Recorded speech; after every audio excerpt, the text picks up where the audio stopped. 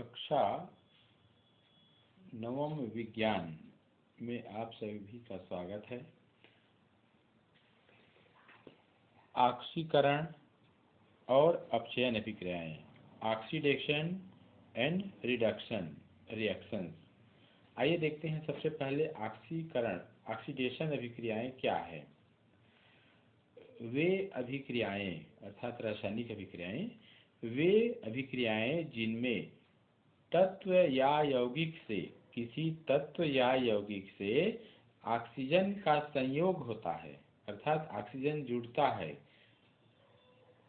उसे ऑक्सीकरण अभिक्रिया कहते हैं। ध्यान दीजिए, वे अभिक्रियाएं जिनमें तत्व या यौगिक से ऑक्सीजन का संयोग होता है ऑक्सीकरण कहलाता है। आइए उदाहरण द्वारा समझने का प्रयास करें। कॉपर और ऑक्सीजन के बीच रासायनिक क्रिया के फलस्वरूप कॉपर ऑक्साइड बनता है, CuO। ध्यान दीजिए, यहाँ पर कॉपर के साथ ऑक्सीजन जुड़ रहा है अर्थात कॉपर तत्व ऑक्सीजन को ग्रहण कर रहा है। ठीक है, तो ऐसी स्थिति में कॉपर ऑक्साइड बनता है और इस क्रिया को ऑक्सीकरण क्रिया कहते हैं। ठीक है, संतुलित कर लीजिए। यहाँ पर ऑक्सीजन 2 है तो यहाँ 2 कर लेंगे, तो कॉपर भी 2 हो गया तो यहाँ 2 हो गया। आइए एक दूसरा उदाहरण भी देख लेते हैं। दूसरा उदाहरण के अंतर्गत देखते हैं मैग्नीशियम और ऑक्सीजन की क्रिया से मैग्नीशियम ऑक्साइड बनेगा। ऐसे यहाँ पर मैग्नीशियम तत्व ऑक्सीजन से संयोग करता है अर्थात मैग्नीशियम तत्व द्वारा ऑक्सीजन ग्रहण किया जाता है तो मैग्नीशियम ऑक्साइड बनता है। इस क्रिया को ऑक्सीकरण क्रिया कहते हैं। आइए इसको संतुलित कर लेते हैं। यहाँ पर ऑक्सीजन के 2 परमाणु हैं, यहाँ 1 है तो यहाँ 2 का गुणा कर दीजिए। अब यहाँ मैग्नीशियम के 2 परमाणु हैं, मैग्नीशियम के 1 है तो यहाँ भी 2 का गुणा कीजिए, इस प्रकार से। ठीक है, तो यहाँ पर हमने ऑक्सीकरण अभिक्रिया के 2 उदाहरण हमने देखे। आइए अगला इसमें देखते हैं अपचयन अभिक्रिया। अपचयन अभिक्रिया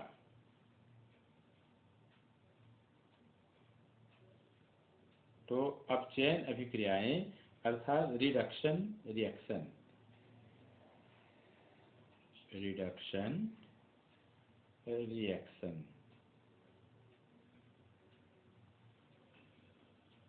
ठीक है। अपचयन अभिक्रियाएं क्या है, आइए देखते हैं। वे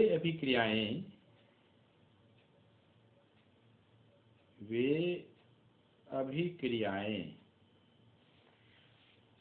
जिनमें तत्व या यौगिक से ऑक्सीजन का निष्कासन होता है। ऑक्सीजन का निष्कासन होता है यानी अलग होता है, निष्कासन होता है, अपचयन अभिक्रिया कहलाता है। अपचयन अभिक्रिया कहलाता है। ऐसे आइए इसको भी एक उदाहरण द्वारा समझने का प्रयास करते हैं। यहाँ पर उदाहरण है कॉपर ऑक्साइड की अगर हाइड्रोजन से क्रिया कराई जाए। ठीक है, कॉपर ऑक्साइड की हाइड्रोजन के साथ क्रिया कराई जाए तो अर्थात हाइड्रोजन गैस कॉपर ऑक्साइड ये है ना, पर हाइड्रोजन गैस की अगर क्रिया कराई जाए तो यहाँ पर कॉपर ऑक्साइड में से ऑक्सीजन निष्कासित हो जाता है। ये यौगिक है, तो यौगिक में से ऑक्सीजन निष्कासित हो जाता है, अर्थात अलग हो जाता है, और कॉपर बनता है, साथ में जल बनता है, ऐसे। तो ध्यान दीजिए, यहाँ पर ये वे अभिक्रियाएं जिनमें तत्व या यौगिक से ऑक्सीजन का निष्कासन होता है। यहाँ पर देखिए, कॉपर ऑक्साइड में से ऑक्सीजन अलग हो गया, ये देखिए केवल कॉपर है, और ये ऑक्सीजन हाइड्रोजन के साथ जुड़ करके जल बना रहा है। तो यहाँ पर कॉपर ऑक्साइड का ऑक्सीकरण हो रहा है, ठीक है। तो इस प्रकार ये कह सकते हैं।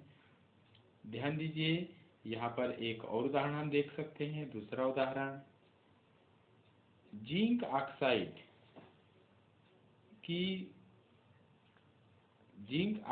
की यदि कार्बन के साथ क्रिया कराई जाए तो जिंक ऑक्साइड में से ऑक्सीजन निष्कासित हो जाएगा और जिंक बचेगा। इसका मतलब है जिंक ऑक्साइड का यहाँ पर ऑक्सीकरण हो रहा है, क्योंकि ऑक्सीजन निष्कासित हो रहा है, और यह कार्बन के साथ जुड़ करके कार्बन मोनोऑक्साइड बना लेता है, CO। तो इस प्रकार ये हो गया, ठीक है।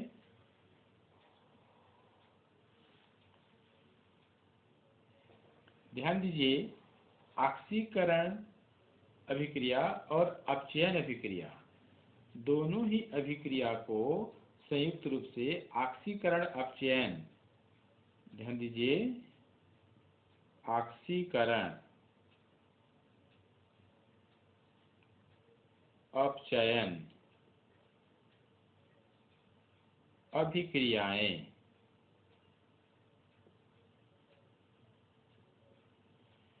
अथवा रेडॉक्स अभिक्रिया, रेडॉक्स अभिक्रिया कहते हैं, अभिक्रिया कहते हैं।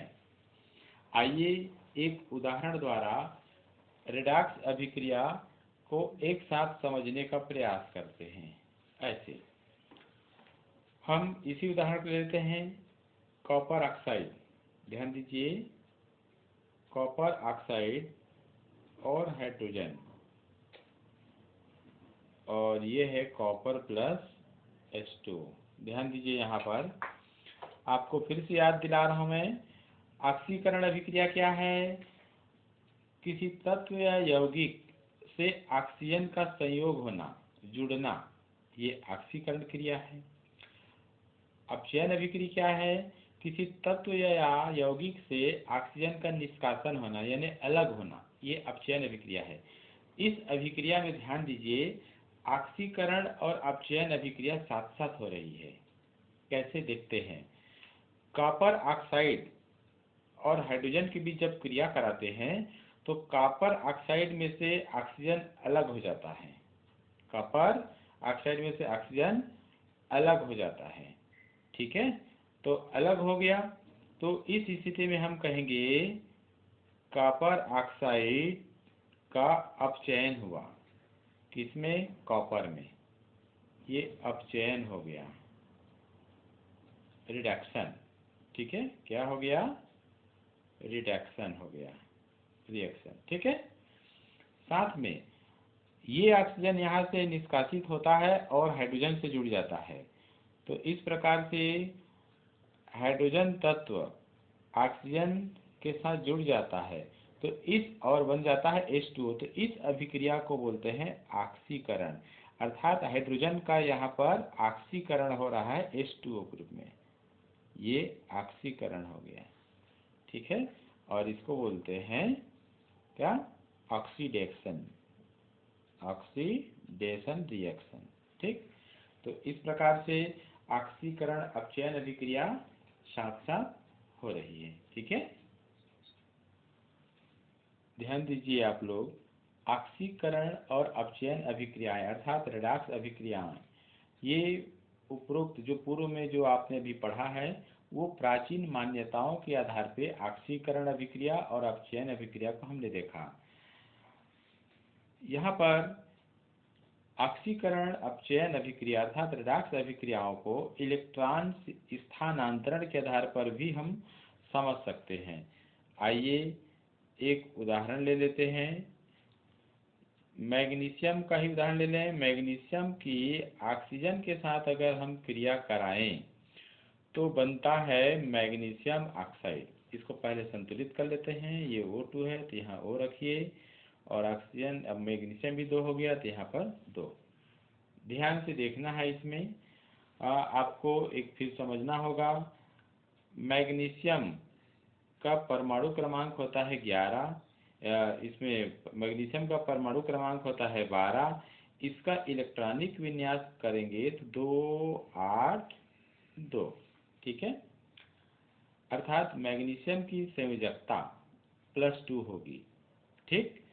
इसी प्रकार से ऑक्सीजन का देखेंगे, परमाणु क्रमांक होता है 8 और इसका इलेक्ट्रॉनिक विन्यास होगा 2 6। मैग्नीशियम को अपना अष्टक पूरा करने के लिए देखिए यहाँ पर अष्टक मतलब यहाँ पर 2 ही इलेक्ट्रॉन है, इसको 6 इलेक्ट्रॉन और चाहिए।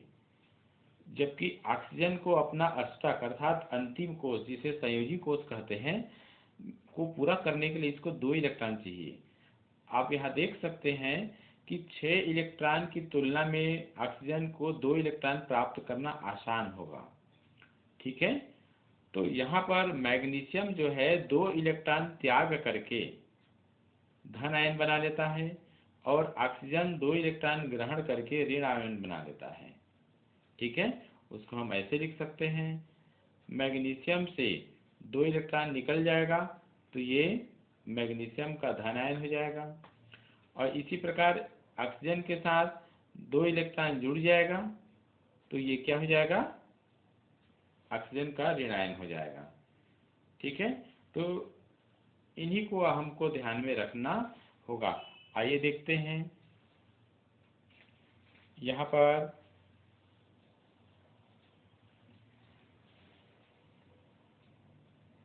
मैग्नीशियम में से 2 इलेक्ट्रॉन निकल जाता है। मैग्नीशियम का ऑक्सीजन के साथ क्रिया कराएंगे तो मैग्नीशियम ऑक्साइड बनता है। मैग्नीशियम ऑक्साइड कैसे बना, ये यौगिक कैसे बना, इसको समझने के लिए हम यहाँ पर अलग से देखते हैं। इलेक्ट्रॉन क्या होना चाहिए, स्थानांतरण सिद्धांत से। तो मैग्नीशियम से 2 इलेक्ट्रॉन जब निकला, क्योंकि उसका संयोजी कोष में 2 इलेक्ट्रॉन है, तो मैग्नीशियम 2 इलेक्ट्रॉन त्याग करेगा तो यहाँ पर 2 इलेक्ट्रॉन निकला तो इसलिए मैग्नीशियम में 2 धन आवेश बढ़ गया और यहाँ पर 2 इलेक्ट्रॉन निकल रहा है ऐसे, ठीक है। साथ में यहाँ पर ये देखेंगे, ये जो 2 इलेक्ट्रॉन निकल रहा है मैग्नीशियम से, उसको ऑक्सीजन जो है ग्रहण कर लेगा, ठीक है। तो ऑक्सीजन परमाणु के बाहरी कोष में 2 इलेक्ट्रॉनों की कमी होती है, तो ये जो 2 इलेक्ट्रॉन निकला है मैग्नीशियम से उसको ऑक्सीजन का परमाणु ग्रहण करेगा। तो यहाँ पर आइए इसको ऐसे लिख सकते हैं, ऐसे। तो ये ग्रहण करके ऑक्सीजन क्या बन जाएगा, इस प्रकार से ऋण आयन है ना, ऋण आवेशित हो जाएगा, ठीक है। या इसको कह सकते हैं चूंकि ऑक्सीजन के 2 परमाणु हैं तो यहाँ पर हम इसको 2 परमाणु ले लेंगे तो यहाँ 4 इलेक्ट्रॉन हो जाएगा ऐसे। तो इस प्रकार से यहाँ पर 2O ऐसे हो जाएगा, ठीक है। तो यहाँ पर विशेष रूप से ध्यान आपको देना है कि इस रासायनिक अभिक्रिया में मैग्नीशियम द्वारा इलेक्ट्रॉन का त्याग किया जा रहा है। ये देखिए, मैग्नीशियम द्वारा इलेक्ट्रॉन का क्या है, त्याग किया जा रहा है, ठीक है ना। तो ये ऑक्सीकरण अभिक्रिया हुआ, ठीक है। क्या हुआ, ये ऑक्सीकरण अभिक्रिया हुआ, ठीक। और ऑक्सीजन द्वारा इलेक्ट्रॉन का ग्रहण किया जा रहा है, ये अपचयन अभिक्रिया हुआ, ठीक है। तो इस प्रकार से इस उदाहरण में हम देखते हैं ऑक्सीकरण और अपचयन अभिक्रिया साथ साथ चल रही है। तो यहाँ पर आपने एक प्रमुख उदाहरण इस प्रकार देखा है।